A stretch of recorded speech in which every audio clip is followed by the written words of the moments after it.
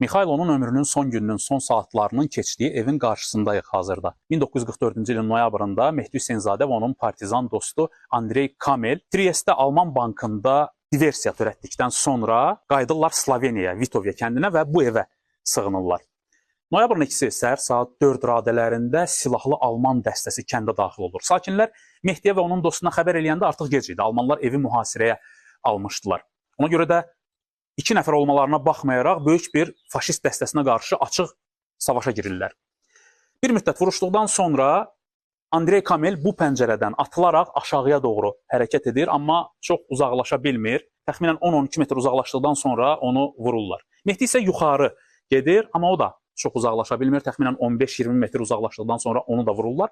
Amma faşistlər partizanları vurduqdan sonra özləri də kənddə çox qala bilmirlər. Çünki yerli sakinlərin qəzəbindən qorxurdular. Ona görə təcili şəkildə kəndi tərk edirlər.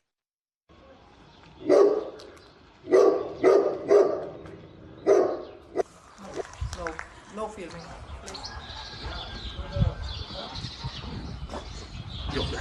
Mixailonun meyidini 6 yaşlı kənd sakini Mariya Bizyak hadisədən 2 gün sonra aşkar edib. İndi onun 87 yaşı var. Sakinlərin gümanına görə Mehdi dərhal ölməyib. Ağır yaralı halda bura qədər gəlib və ələ keçməmək üçün burada özünü vurub.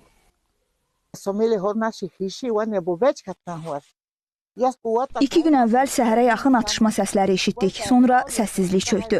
Mən evimizdən çıxıb gəzə-gəzə bura gələndə onu gördüm. Onun cəsədi burada sərilmişdi. Üzü qanlı idi. Mən bilmirdim o kimdir. Əvvəl qardaşıma dedim. Sonra biz evə gəlib hər şeyi danışdıq. Dedilər ki, o partizandı, onu faşistlər öldürüb. Bütün kənd cəmaatı toplaşmışdı. Qardaşım və kəndin digər sakinləri onun meydini aşağı indirdilər. Qadınların, kişilərin ağladığını yaxşı xatırlayıram.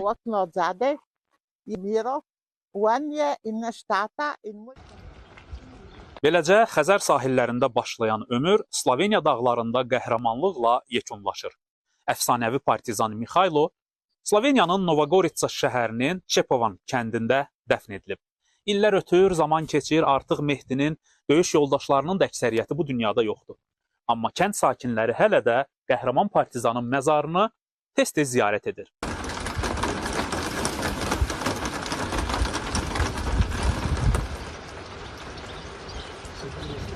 Sloveniyanın faşist zülmündən azad edilməsində canını fəda etmiş Mixailo yerli sakinlərin ürəyində əbədi taxt qurub. Novogoritsa şəhərinin Şempas qəsəbəsində qəhrəmanın abidəsi ucaldılıb, xatirə muzeyi fəaliyyət göstərir. Ən əsası, Sloveniyalılar Mixailo əfsanəsini nəsildən nəsilə ötürürlər.